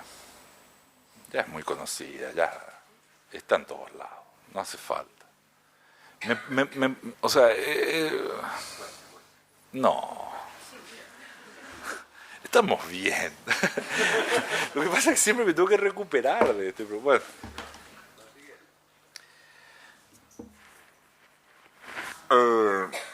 Este es un proyecto que me llevó unos 10 años hacerlo. Durante 10 años estuve pensando este proyecto solo para hacer un cuadrado. Para que vean lo estúpido que soy. 10 años para soportar un cuadrado que tiene 2 de los lados del cuadrado están rodeados por un arroyo de 60 centímetros de ancho con algunas caídas de agua, etcétera, y como en diagonal al cuadrado cruza un otro brazo que reconfluye a los pocos metros donde se juntan las aguas. El cuadrado tendrá 9 metros de lado y cada lado del cuadrado está hecho por una viga y un pilar que arranca en el vértice y que deja el espacio suficiente para ingresar en cada una de las esquinas. Entonces la altura de estas vigas es la altura de una baranda de 1,10 metros aproximadamente y tiene un solo pilar que por supuesto bajo suelo equilibra las fuerzas, etc. En la cara exterior de estas vigas, con el maestro Solanito, mi apasionado hijo mayor. En esa época pusimos hojas de amambay, que es un helecho muy propio de todos estos arroyos. Acá habíamos cerrado el arroyo mientras tanto, mientras que construíamos para poder hacer estas, y luego le volvimos a dar curso. Y una vez que estaban puestas las 4 vigas, equilibradas cada uno con su único pilar, etcétera, lo que hicimos fue revestir el interior de las vigas con espejos. Acá, acá, acá y acá. Entonces, este espacio, que es una continuidad que está fuertemente señalado por esta viga de hormigón, en la continuidad del bosquecito que acompaña a este arroyo están las señas de estas vigas, que marcan que ahí pasa algo distinto. Cruzando y dando un pie, poniendo un pie dentro del cuadrado, como la viga tiene una sección biselada, desaparece y queda solo las imágenes. Y como yo no me veo, porque tiene la altura de una baranda, salvo los niños que sí entran mirándose, lo que yo veo delante mío es el paisaje que está detrás mío. O sea, yo voy entrando con el paisaje exterior al interior del cuadrado. Entonces, este cuadrado funciona como una especie de intensificador centrípeto, porque va trayendo todo lo que hay alrededor, ahora está dentro del cuadrado. Y esto es así, y uno gira y ve esto así, hasta el momento en que uno toma asiento al lado de una estructura de hormigón armado que también está en el medio del cuadrado, que en realidad es la tumba de mi padre.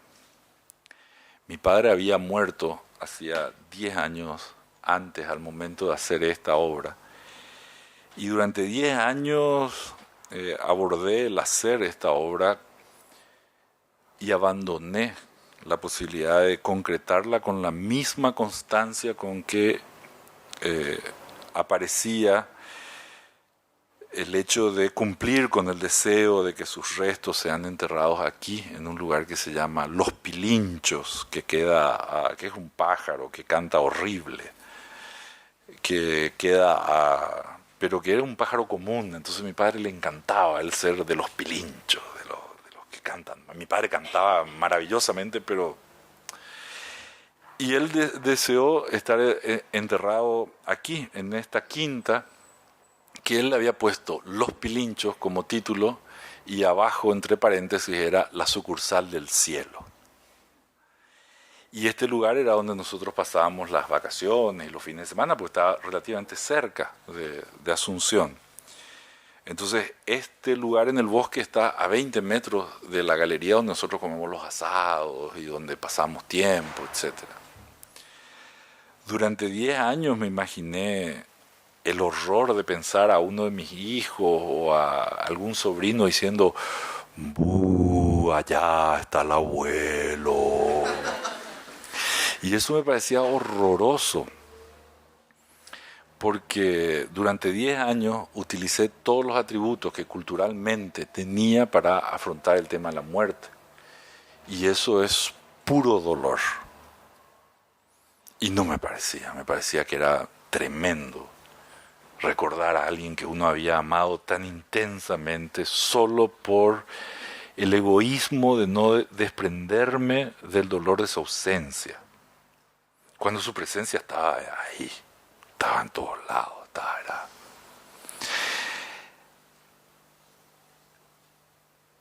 Desde siempre nosotros hemos usado el tema de la repetición para entender ciertos conceptos que son muy básicos, muy claros. Todo lo que se repite perdura. Todo lo que perdura se hace eterno. Todo lo que es eterno es sagrado. Por eso la milanesa de los sábados en casa de mi madre es sagrada. El fútbol de los domingos es sagrado. El sexo es sagrado porque está hecho de repeticiones. Por eso los rituales tienen esta constancia de repetirse siempre, siempre. Porque en la repetición está el vínculo con aquello que somos y que es desde siempre.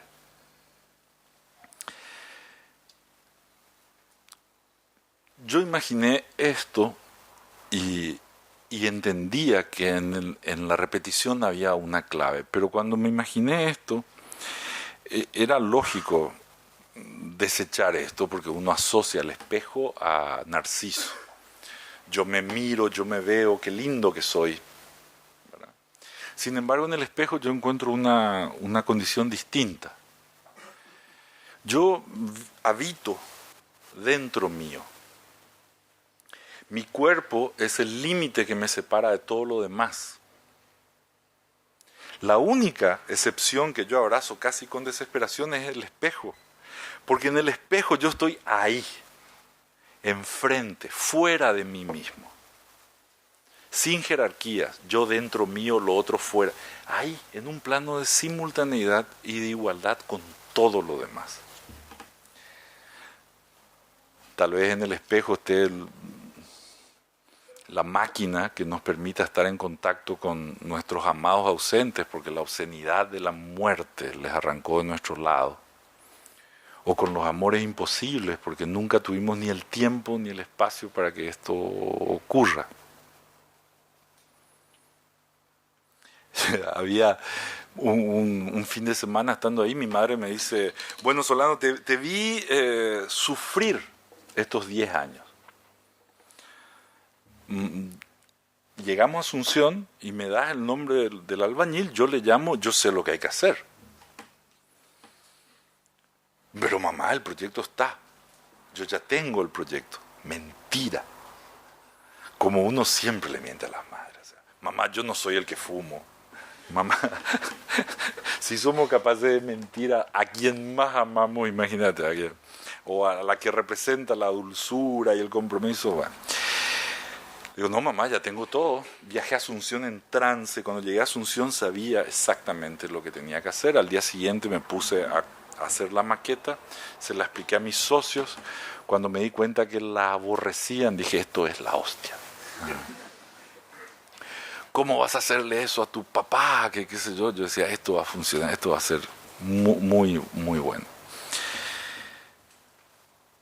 Y 10 años después yo había planeado incluso cómo secuestrar a mi padre del cementerio porque no tenía permiso, no me lo daban, lo había gestionado. Entonces yo iba a disfrazar a mi padre de caja de herramientas para poder traficar con mi padre en este viaje hasta que conseguí los permisos y lo trajimos a este lugar, ¿verdad? Que se llena incluso de las flores que están afuera. Y que cuando uno mira en diagonal o en cualquier otra dirección es muy difícil de sacar fotos acá porque uno siempre es captado en alguna parte del espejo. Entonces todo esto que era centrípeto y que venía acá, cuando uno se sienta en ese lugar se vuelve centrífugo. Y entonces si uno está sensible y un poco triste, ni siquiera la imagen de uno se queda con uno. Porque vos estás allá, y allá, y allá, y allá, y allá, y allá, y allá. Sin embargo, vienen uno de estos enanos así y se meten y es como que estalla, porque no hay un niño, hay 5, hay 10 y ellos entran jugando porque hacen morisquetas y porque se para uno frente al otro, uno adentro y otro afuera, y uno tiene el cuerpo y la cabeza del otro y se sacan fotos y hacen cosas y qué sé yo, y es genial y es un lugar que ellos usan como un jardín de juegos y la alegría y el sonido de la felicidad invade cada uno de esos lugares así de manera tronante. Entonces mi madre y mis sobrinos en una ceremonia normal, limpiar los espejos. Y acá está mi hijo Solanito, que en realidad me está controlando a ver qué yo estoy haciendo. Mi hijo Solanito hoy es mi asociado. Tiene 22 años, está terminando arquitectura, ¿verdad? Y él acá está controlando lo que yo estoy haciendo, lógicamente usando el espejo. Y acá él tiene los pies sobre la tierra, como la gente le suele ver, y acá él flota en el aire como cuando vive en todos mis sueños.